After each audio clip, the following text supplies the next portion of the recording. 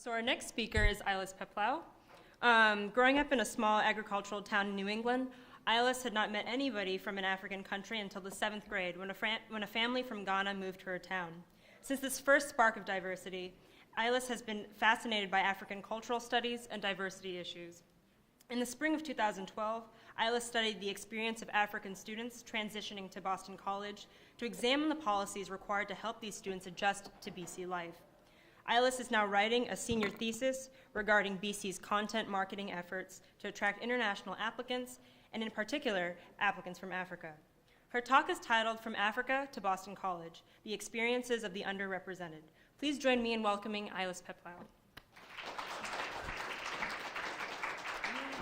Hello, everyone. Thank you for that introduction, and thank you, everyone, for being here. I'm going to start off a little bit by explaining my interest in Africa. Like she said, I met my first African student in the 7th grade when the Ghanaian family moved to my town. And since then, that fascination has grown at each step of learning more and more about the culture, from going to an international high school and now at an international university. The more I learn about the continent, the more I'm fascinated, and the more I've been connecting with the culture in a variety of different ways. So last spring, I took a course with Professor Gray studying ethnography and field research.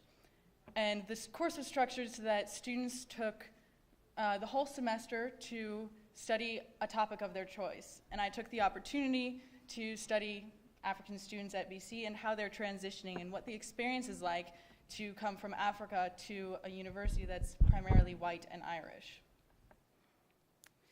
So you can always see, walking around campus, groups of Italians or Russians or Koreans speaking their language with each other.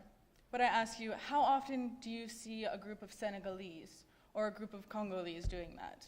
I can doubt that you've ever seen that because there are so few students. Now, these are last year's statistics for the international students at BC. This comes to roughly only 10% of the entire student body. So to begin with, it's a very small population. Then African students are only 2% of the international population. That is incredibly minuscule. There are more African students who have American citizenship, and they aren't included in these figures, but even if they were included, it would still be a very small population.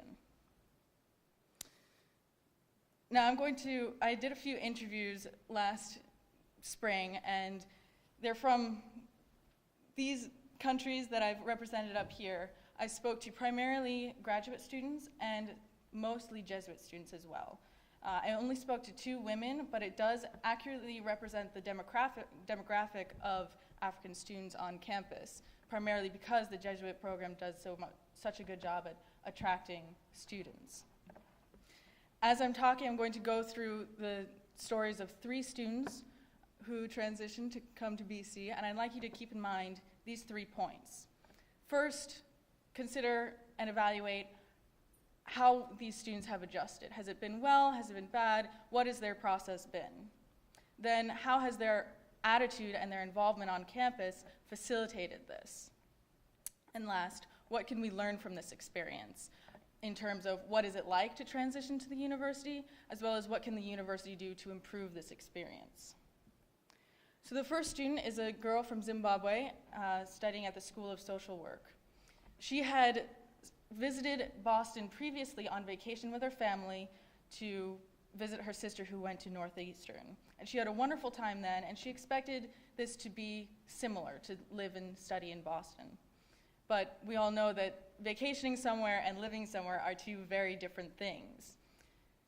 BC was also not her first choice university. She was still excited to come because the opportunities provided were within her field. She was really interested in diversity issues, global diversity issues in the social work field. Unfortunately, when she came, she was disappointed to find that her courses were actually diversity issues in the US as opposed to global. Then she also thought that she wouldn't have too much trouble transitioning because, as she says, I speak English, and English is usually the biggest barrier. And yes, it's true that language is the major barrier to transitioning to a culture, but there are many others to think of. One even small one that she brought up was that no one taught her how to take the T or use public transportation, and that's just something very simple, but also very important. It makes you feel comfortable here. When she came to BC, she expressed her spontaneous and exciting personality with her dress. She wore bright colors, high heels, earrings, but as her experience became more pessimistic and upsetting, she started to wear darker colors, gray, more modest dressing, and it really reflected her mood. Also, when I asked her what she missed most from home, she said the sun. And that really reflects the fact that she sees her experience here as very gloomy and dark and disappointing. She also felt very detached. As the quote says, "I didn't know there were so many students from Africa." Granted, I told her that there were only 26 graduate students, and that seems like a very small number for the size of our university. But for her, she didn't know any others. And that shows that BC obviously hadn't done a very good job of connecting these students. So now what do we learn from this experience? She obviously isn't very well adjusted, and her attitude, she's lost. And it's because BC hadn't provided adequate resources to prepare her for what she might expect during the transition, nor had they provided the mentors to help guide her as she's learning the culture. The second example is a Jesuit student from Tanzania studying in the Lynch School of Education. He had studied outside of his country, but had stayed in Africa. So this was his first time studying in the US. But he was very excited to come because he saw the US as the center of everything. As he says, "I expected to experience the unexpected." He was looking forward to the surprises that would bring, and he was ready to take control of his experience and make the most of it. His personality is also very spontaneous. He's the kind of person that will sit down on the train and talk to his neighbor the entire ride. And he's always into making those human connections so that he can really have a rounded experience. His optimistic outlook definitely helped him. As he says in this quote, "It always takes me time to think of negative things because I always try to find positive things, even for things that tended to be negative." And this only helped his experience. He was very active on campus and in Boston. He was part of club teams, including club soccer. He volunteered in Boston. He taught with the School of Education. He was part of the Graduate International Student Association. He really had his hands in everything. And this really helped him get the most out of his experience. But when we look at this and we see that, yes, he has been very well adjusted, but you think it's only because his attitude is so optimistic and he's taken so much action of his own volition. BC had no part in helping him in this process. It was just his own spontaneous and outgoing personality. So the last example is another Jesuit from the Democratic Republic of the Congo. He is a graduate student in philosophy and theology. And this student had studied in the US prior to coming to BC. He had spent a couple years in Cambridge, and he had just an awful time. It was his first encounter with a difficult experience transitioning. It was his first culture shock, truly. And he came to BC through the Jesuit program to continue his studies. And while here, he had a change of perspective because he realized that we are more than just studying. We are just human beings living and trying to meet other people. And he really understood that a university experience, a college experience, is more than just the diploma, that piece of paper that he takes home to Africa. It's about the extracurricular activities that make it a better experience, that make him a better person because of it. And this change of heart really spurred his involvement on campus. He helped out with the African Student Organization with a couple of events, and he's brought his students back home to his to St. Mary's to get to know them and to advise them. And when we look back on his experience, we see that yes, he had a change of heart and he's starting to stumble his way through, but that's just it. He's stumbling. He doesn't have the guidance to help him transition. And also, we don't know that if BC hadn't been his first experience in the US, it could have been just as bad as his first one in Cambridge. So now I'm going to turn over and talk about some of the policy implications of what I learned during this interview process. And policy implications in the sense of what can BC do to make the transition smoother as well as to attract more international students.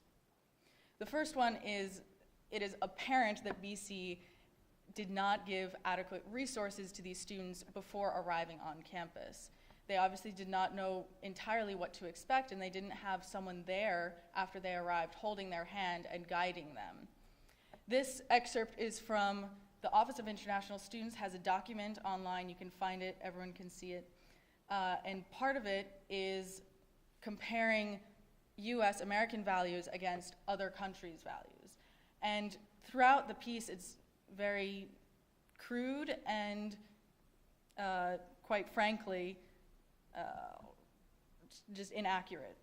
For example, right here it says, Americans no longer believe in the power of fate, and they have to come to look at people who do as being backward, primitive, or hopelessly naive.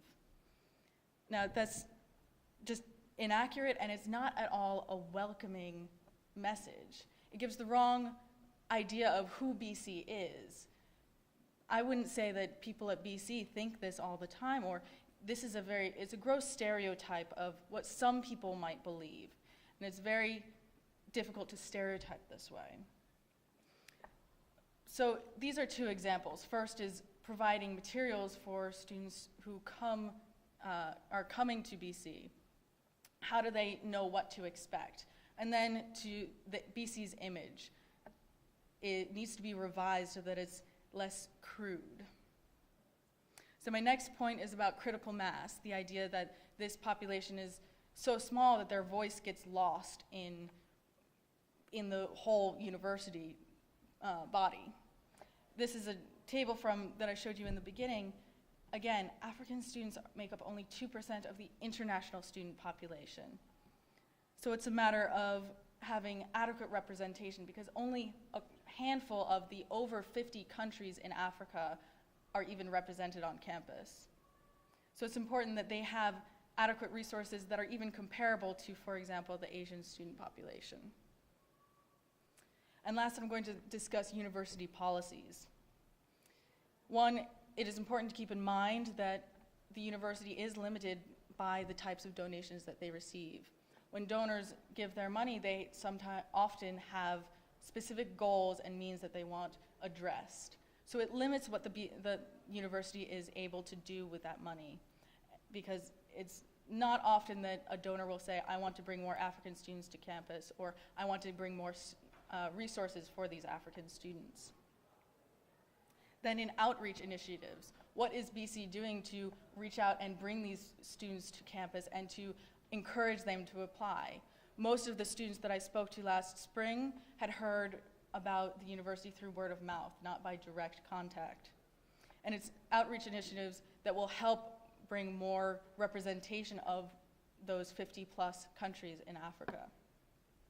And last, all of these initiatives will benefit BC, because a more diverse campus benefits not just the small student population of Africans. It benefits the entire university in bringing those different perspectives to the classroom, to the extracurricular activities, and making the graduates leave the university with a more worldly perspective, a more grounded understanding with which to proceed into the outside world, outside of the bubble. So now I really encourage you to consider these issues. It's important because unless anyone takes a stand, unless the student body demands increased diversity on campus to make us truly compete against the universities that we say we are competing against, it's not going to happen if no one demands it. So I encourage you all to consider these issues and to become involved and make a difference. Thank you.